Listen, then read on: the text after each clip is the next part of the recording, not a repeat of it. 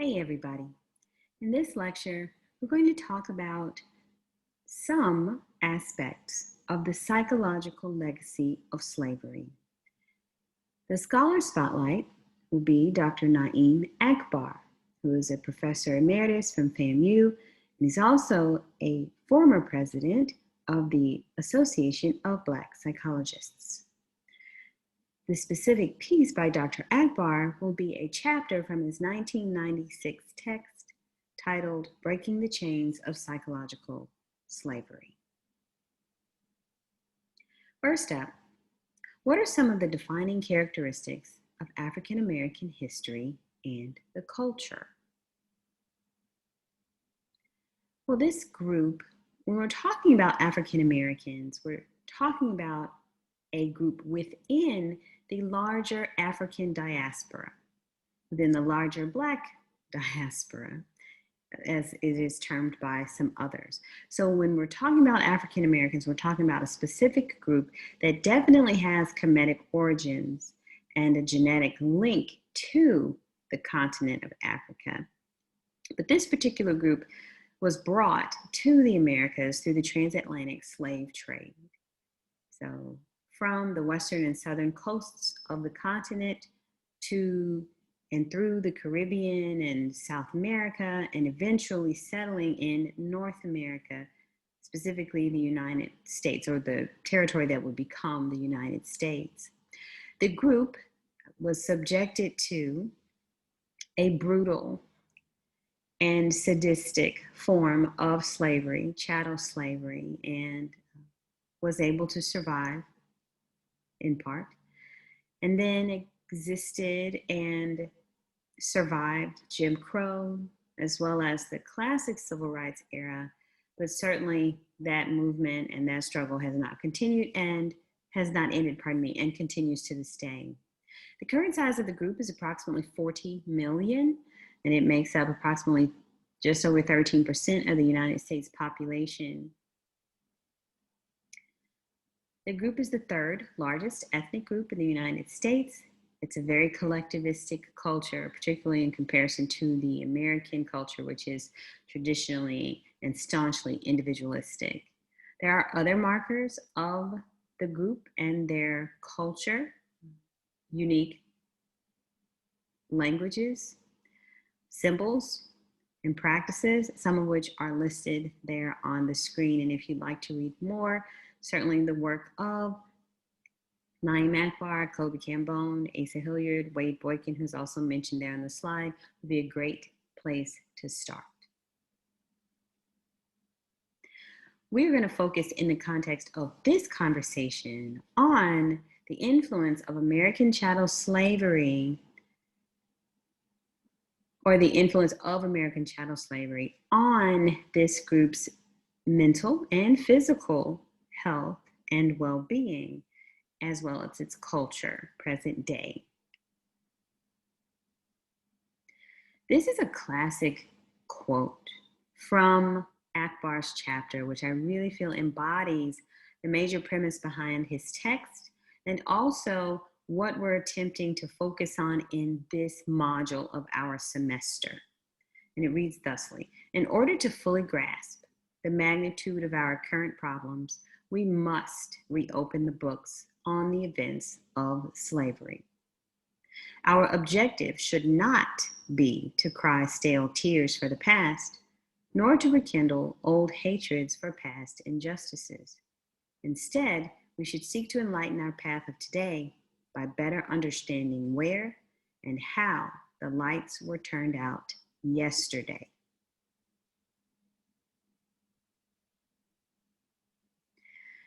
I think this piece, like so many other classic pieces in this literature, does a great job of connecting with other areas of study and with really capturing the damage and the trauma that began hundreds of years ago, but that certainly continues to plague this group. It's not unlike what other scholars have written about other groups and other situations and historical traumas. It's very similar. But I want to not get too far afield because I'm trying to keep these videos shorter rather than longer. So I just wanted to highlight this quote from Dr. Carter G. Woodson's piece titled The Miseducation of the Negro. If you have not already, I strongly encourage you to read that book. It's a very powerful piece, and it's short. So if you are short on time or have a lot of things going on, it really is the type of text that you could sit and finish in one session and be so much richer for it. But here's that quote. When you control a man's thinking, you do not have to worry about his actions. You do not have to tell him not to stand here or go yonder. He will find his proper place and will stay in it. You do not need to send him to the back door. He will go without being told. In fact, if there is no back door, he will cut one for his special benefit. His education makes it necessary. And so this, like the previous quote, highlights the notion that what has happened in the past in this group in many ways is passed down, not just in the DNA, but in the practices and in thoughts and in the feelings and the manners of speech and the manners of seeing one's self and one's children and the world, such that some of the things that had their origin hundreds of years ago and that could have stopped then have not. And when those things are unhealthy and when those things are pathological, you would like to think that they could easily be squashed and would not have to be carried forward. But that is not always what you find. Some food for thought and a question for you to ponder. Given Dr. Woodson's theoretical conceptualization, what are some of the implications for Blacks' current self-concept, current level of self-efficacy, and current perceived levels of self-esteem? Feel free to pause the video and think about that question. Now, you will notice that Dr. Akbar in his piece references the term PTSD. And many of you are familiar with PTSD.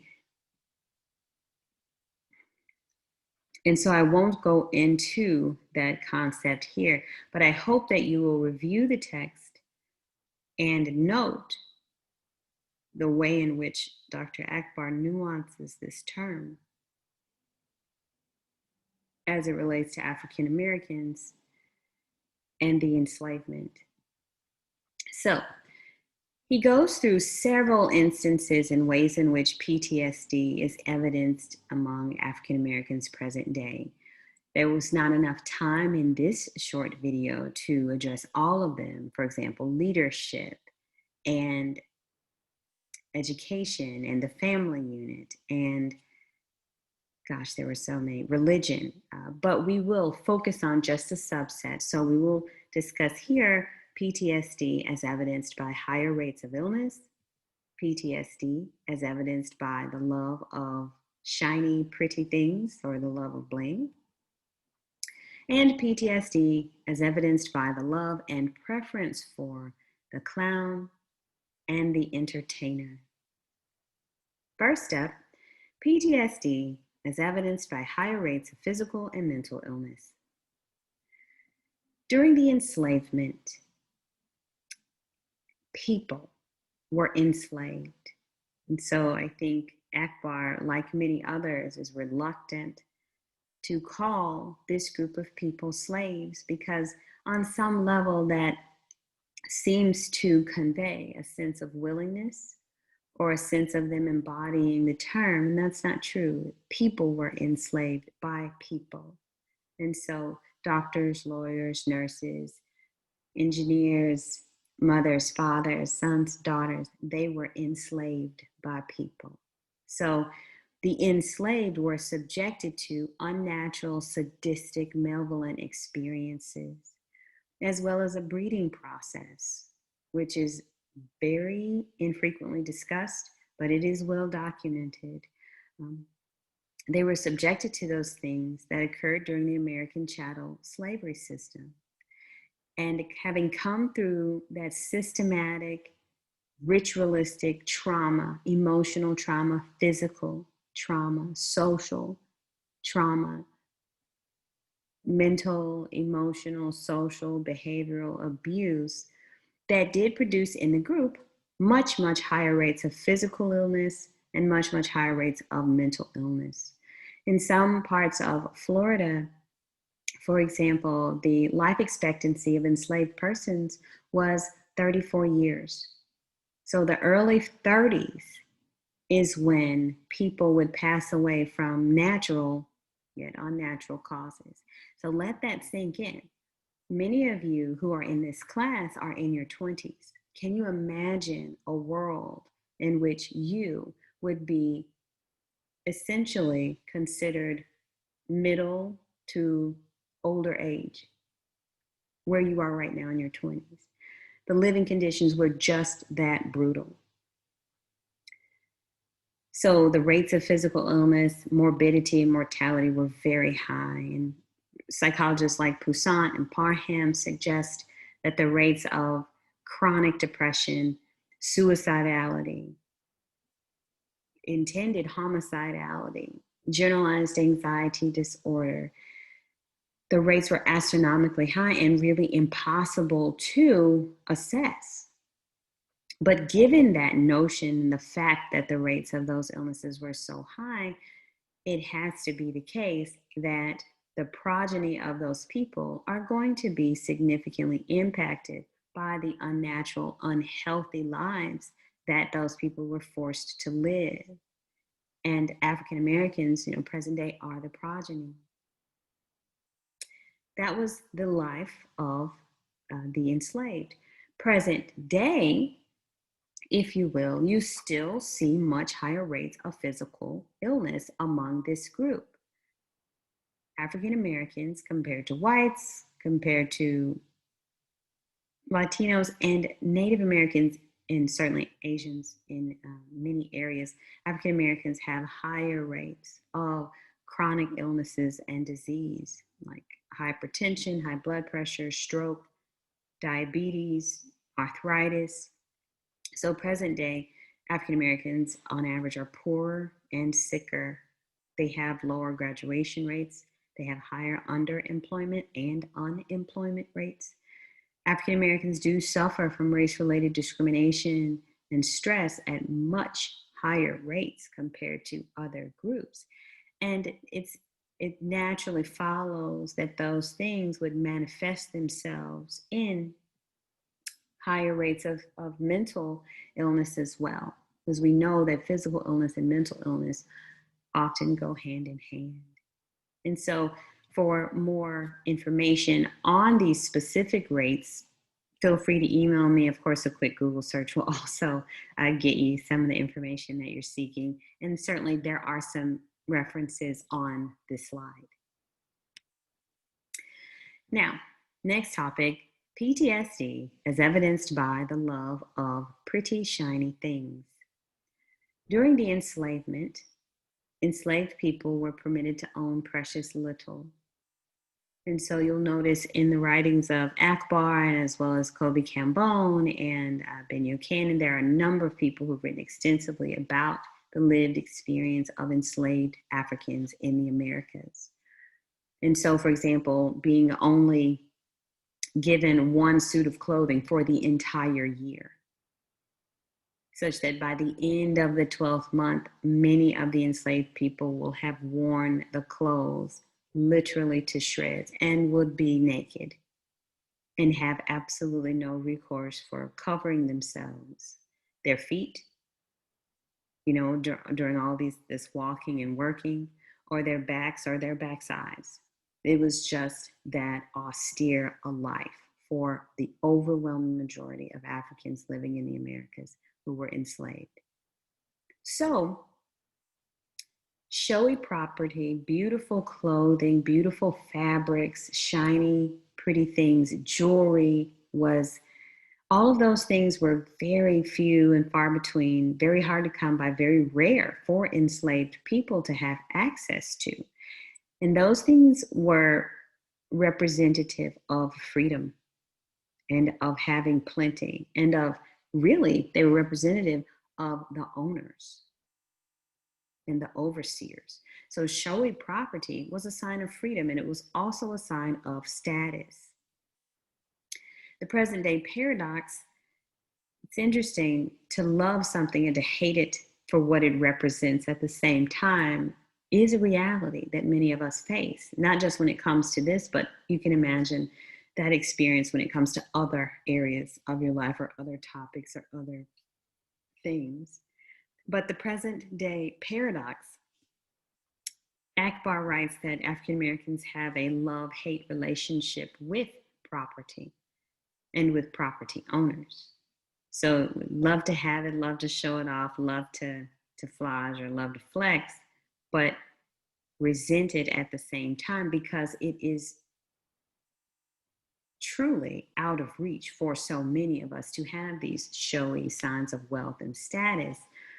And so, for example, people say just because you can pay for something doesn't mean you can afford it, right? So there is this desire to have it, even though it's probably not or should not be in the budget, right, for the overwhelming majority of us. So there's this unnatural attraction to possessions, but at the same time, this hatred of the possessions because of what they represent, which is a lack of access, a lack of inclusion, if you will, a lack of possibility to be able to not just pay for them, but to afford them and the other trappings that are represented by them.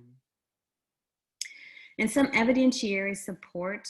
Target Market is a company that at one time was very, very active, but more recently, one, they started to sell their data, but two, one of the driving forces and founding members of Target Market passed away. And so they really fell off in terms of their productivity. But according to what I've seen online and in different chat forums, they're going to power back up in 2020. Now, I'm sure this COVID-19 closure has impacted that to some degree, but they're coming out with newer, fresher numbers shortly, according to what they have announced. But this evidentiary support does date back to 2009, which is not terribly old and certainly within your lifespan. So in 2009, Black households reportedly had earning power that equaled $836 billion. According to the statistics generated by Target Market, that organization, Black households reportedly spent $7.5 billion on education, which is awesome. But it kind of makes you look sideways at it when you learn that the same Black household spent $29.3 billion on apparel, products, and services. So $7.5 billion on education, but $29.3 billion on J's and Apple and Reebok and Under Armour and things like that. Now, that's not to say that we shouldn't spend money on apparel and products, but just look at the comparison between the two. Which one of those is poised to yield the most benefit for you? Is that the one that ended up receiving the most resources? Okay, so next up, PTSD as evidenced by the love of the clown, or the love and preference for entertainment, singing and dancing and putting on a show, as opposed to something that's more, if you will, intellectually stimulating or geared toward advancing the upliftment or the view or the views of the group, so to speak, politically, socially, etc. So during the enslavement, the buffoon, the jester, shucking and jiving, joking and jooking, jonesing, cracking, those types of things were highly regarded. They were very healthy ways of surviving in a very unhealthy environment. And so, one example that Akbar gives in his chapter is the character Fiddler from the TV miniseries Roots. And he, like so many, his character rather, like so many who actually lived through the enslavement, was forced to keep his owners and his overseers smiling and happy as much as possible, because when they were smiling and happy, they were less likely to beat and to maim and to kill. And so there was this need to be stepping and fetching and shucking and jiving and grinning and skinning all day long in the hopes of keeping the owner, who could kill with impunity, in hopes of keeping the owner and the overseers and the patty rollers, etc., happy, right? So it was one way to gain favor and protection and status. Again, it was healthy given the unhealthy environment. Present day, though, according to Akbar, African Americans still have this infatuation and preference for the shucking and jiving, joking and jucking and joning and guffawing and grinning and skinning, right? So he suggests present day, it's a crippling part of the psychology of Blacks because it's no longer imposed, it is instead internalized and perpetuated.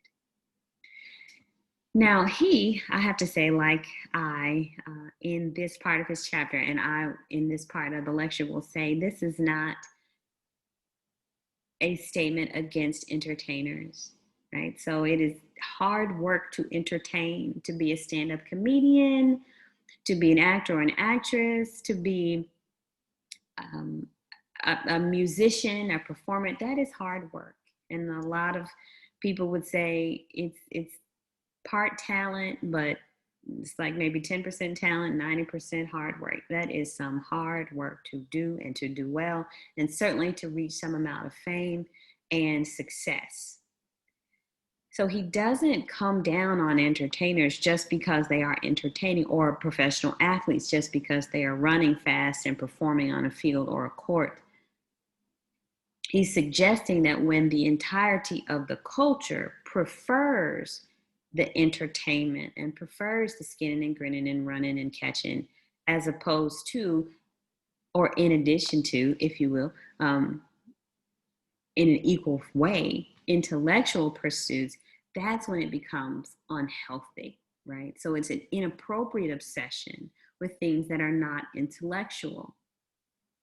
Because think about it, as some people are saying, for example, during COVID-19, it's really helping you understand what groups and what jobs are truly critical and which ones are not. And so, you talk about, gosh, during this time, you do oftentimes need a doctor or a lawyer or a teacher desperately when you're left to fend for yourself, or educate your children at home by yourself, or navigate legal matters for yourself because City Hall is only open once a week or something like that. So it kind of highlights how upside down in some ways certain aspects of the culture are when you get paid $50 million to catch or throw a ball, but when it's your job to keep places clean and disinfected, or when it's your job to provide health care or to teach, you have to have bake sales almost to make sure you get the proper equipment that you need to do your job. So again, he's just suggesting it's not a slight against entertainers. It is simply a statement that suggests at a societal level, when we have more of an affinity and respect for people who entertain than we do for those who perhaps have more intellectual pursuits or work in those capacities and more essential capacities, when we have that preference, that is demonstrative of an unhealthy psychological approach to the community, to the self, and certainly to the continuation of the group on down the road. And so he suggests present day, we have updates on the buffoon, the jester, shucking and jiving, but we still have the preference and the affinity for those as opposed to others in the community. And so he suggests physical prowess and comedy are still prized above other characteristics. And as an example, how many famous Black athletes in comics can you name? Then think about how many famous, if you will, Black doctors you can name, or not famous. And how many famous or not famous Black scholars can you name? What work by them have you read? Hopefully, you will see the point there. Okay, so some of the evidentiary support. This is a great YouTube video, I think, that follows an evolution of sorts. I will briefly walk you through these images and people, though, to help illustrate the evidentiary support for this notion that PTSD within this group is certainly evidenced and continues to be evidenced by a preference for the clown and the entertainer. On the screen, you see images of Billy Thomas and Matthew Beard Jr. They were actors in early Hollywood through the 20s, 30s, and 40s, and they played characters Buckwheat and Stymie. Now, to be a child actor is not a bad thing, right? To play an African-American or Black character among a group of white characters, that is not a bad thing. But when those are the only images that you see, it can be a bad thing if those images are, comparatively speaking, infantilized, befuddled, dim-witted, and a mockery of what it should be and what it should mean to be a Black child. So their characters were simple-minded compared to the others, overly excitable, and more childlike in terms mentally than their counterparts. And for much of the series, Buckwheat, although he was a male, was effeminate and forced to dress as a female, and had a speech impediment. So you can imagine through all of those layers, there is this negative depiction of Blackness. And remember, when it's the only image that is accessible and available, it sends a statement, right? It sends a statement. I will leave it to you to ascertain what statement you perceive. Moving up to the 30s and 40s, Step and Fetch It was the name of the character, and Step and Fetch It was a character played by Lincoln Perry. At one time, he was the richest Black man in Hollywood. He made his money playing a befuddled, mumble-mouthed, shiftless, lazy, effeminate fool. He was billed, literally, the nickname for Step and Fetch It was the laziest man in the world. And think about how a lot of these descriptors, like from Buckwheat and Stymie and Step and Fetch It, think about how a lot of these descriptors and character traits are reflective of some of the most pernicious negative stereotypes of Black people. Next up, in the 50s, you have Amos and Andy, played by Alvin Childress and Spencer Williams. Their stories also centered on gullibility, lower intelligence, excitability. So stories mostly centered on Kingfish's schemes to get rich, often by making a fool of and taking advantage of his brothers in the lodge that he was a part of. So it again was about kind of stepping and fetching and shucking and jiving and joning and jucking with large white buck eyes and dark skin. Next up, JJ. Many of you are probably more familiar with this character, as this series was live in the 70s and seemingly has had a resurgence on TV more recently. But Jimmy Walker starred as J.J. Evans in James Jr. Evans in the 1970s series Good Times. He was brilliantly artistic. So again, he was an entertainer, but he was an anti-intellectual. He was silly and simple-minded and infantilized. He oftentimes walked around in a long johns onesie, and he's always dancing and say, oh, yeah. So you still see the dark skin and the large white buck eyes with this character too, as well as some of those negative, pernicious traits that embody a lot of the horrible stereotypes of Blackness that we've seen in this country for hundreds of years. And then there's Eddie Murphy playing Buckwheat on Saturday Night Live from the early 80s. So if you are able to, I think you can view older episodes of SNL on YouTube. So yeah, but some of you may be surprised to know that Eddie Murphy used to be on Saturday Night Live, but he was. And there's Buckwheat again, 50 years after the original one, and he was still speaking with the same impediment, the same effeminate, befuddled, dim-witted approach to Blackness. And this is in the 80s. In Living Color is also making a comeback more recently. You're able to watch some of the older episodes now, but this was a skit, a long-running skit on In Living Color by David Allen Greer and one of the Wayans. I cannot remember which Wayans he is. But the two characters are Antoine and Blaine. And they are two dim-witted, very effeminate, anti-intellectual characters in this skit called Men on Film. And again, you appreciate the artistry of bringing characters to life and of entertaining rooms filled with people. But when you see the connection, from a Sankofa perspective, look back at where this tradition came from and when it started, and see how it's a continuation and a perpetuation of a very unhealthy approach to presenting one's group, presenting oneself, and also seeing oneself.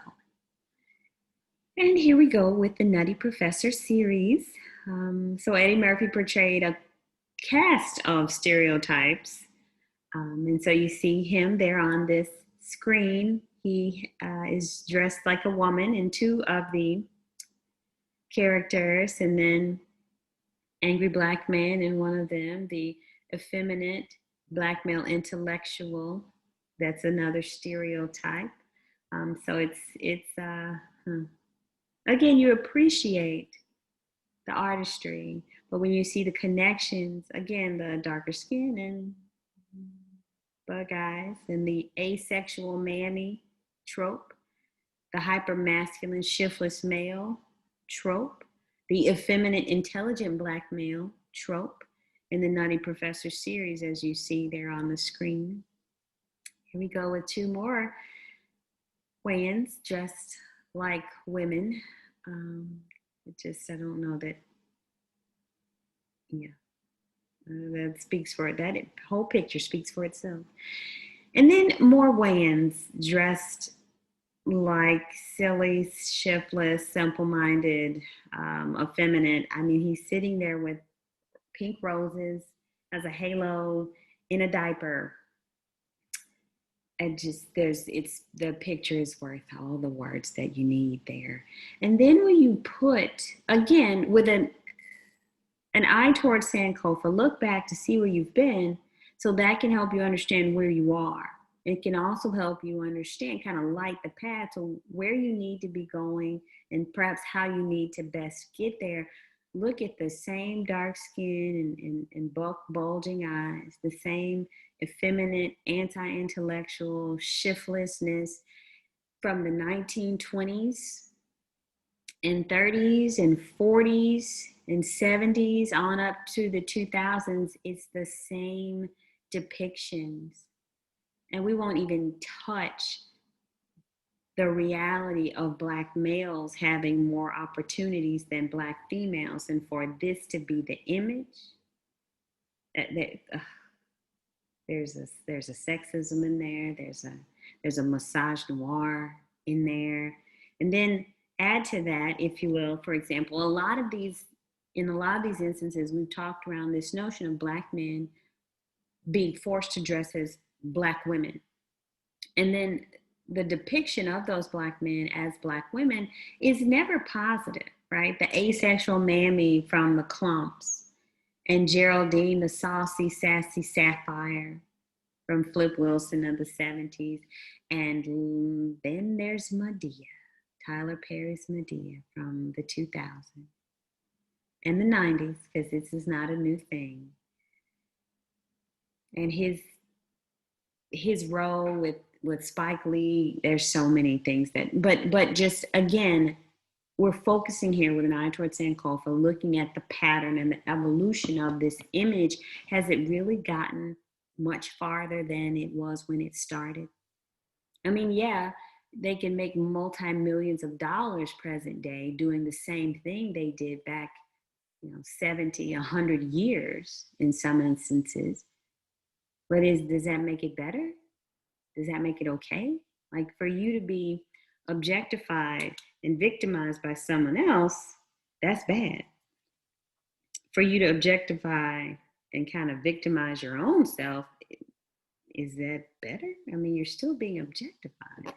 And then I also wanted to note that it's not just Tyler Perry. This is not just Tyler Perry thing. We have characters like Watermelon Drea, Blame It on Quay's TT, Tim Bay's Bay Misha, Trey Jones, Keisha Jones. It's a thing. It's a continuing saga that has its roots over 100 years ago. And we're still looking at the same images. So again, I'm trying to keep these videos shorter rather than longer.